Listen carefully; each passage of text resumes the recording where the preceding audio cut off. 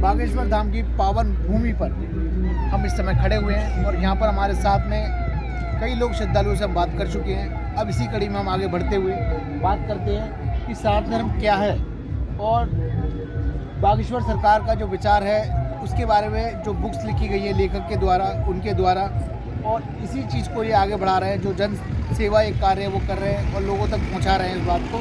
आइए उनसे जानते हैं कि क्या विचार है, क्यों ये करना ज़रूरी है इनके लिए और इससे क्या फ़ायदा होगा हिंदू समाज का। नमस्कार, पहले तो आपका नाम क्या है? मंजू गौतम सीताराम। ये हमारे गुरुदेव ने खुद ये बुक लिखी है और ये बुक लिखने का उनका एक उद्देश्य था कि हमारी आज की जो जनरेशन है वो सनातन से बहुत दूर है।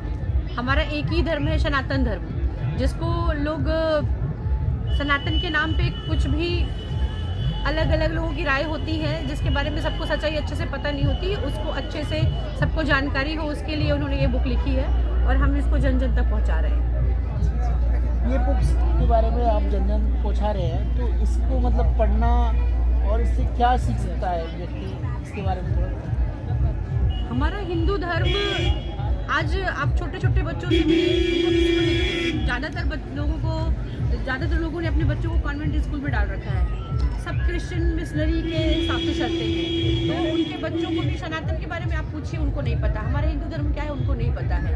आप जाइए उनको या तो क्रिसमस फेस्टिवल है हमारा वो बताया जाता है, या आप उनको प्रे भी जो प्रे किया जाता है कि आप प्रे करो ऐसा बताते हैं। मीन्स आप कोई है तो सेंटा क्लॉज, बच्चों को सेंटा क्लॉज बना के और उनको क्रिसमस सेलिब्रेट करो, न्यू ईयर आप 1 जनवरी को मनाओ, यही सब चीज़ें बताते हैं। उसमें ये हमारे जो इस बुक में है वो सनातन धर्म को प्रमोट करता है कि आपको सनातन धर्म में क्या क्या आता है, हमारा नववर्ष कब है, या बच्चों को सनातन धर्म के अनुसार अपने घर में कैसे रहना, पूजा कैसे करनी है, अपने सनातन धर्म को कैसे आगे बढ़ाना है, वो सब बच्चों को सीख मिल रही है। ये एक बुक्स और दिख रही है मुझे, एक साधक की गाथा, थोड़ा इसको दिखाइएगा। तो इस बुक के बारे में मतलब क्या है ये गाथा, इसमें क्या मतलब कहना चाह रहे हैं? इसमें गुरुजी के बारे में, सन्यासी बाबा के बारे में, बागेश्वर धाम के बारे में उन्होंने जानकारी दी है कि इसके मतलब बागेश्वर धाम के बारे में लोग जो आते हैं, आकर चले जाते हैं, वो सब जगह नहीं जान पाते कि कौन सी जगह का क्या महत्व है, क्या वो इस बुक में उसके बारे में बताया गया है। एक इनका जीवन जैसे पढ़ने में आ रहा है कि गाथा का मतलब एक जीवन वृत्तांत होगा उसका। हाँ जी, कि किस प्रकार से सिद्धि, किस प्रकार से उन्होंने क्या किया, इसके बारे में पूरी जानकारी दी है। जी जी, उसके बारे में ये सन्यासी बाबा का इतिहास एंड हनुमान जी बागेश्वर धाम जो कैसे आए और गुरुजी को सिद्धियाँ कैसे प्राप्त हुई, यहाँ आने के बाद में यहाँ के औरा में जिन्होंने ये लिखा है उन्होंने क्या महसूस किया, उन्होंने अपने सारे वृत्तांत उसमें लिखे हैं। मंजू गौतम। ये थी मंजू गौतम, इनसे बात की हमने तो जाना कि बागेश्वर धाम में किस प्रकार से सनातन धर्म को लेकर जो चर्चाएं है वो तेज़ है, पूरे भारतवर्ष में पहुंच चुकी है।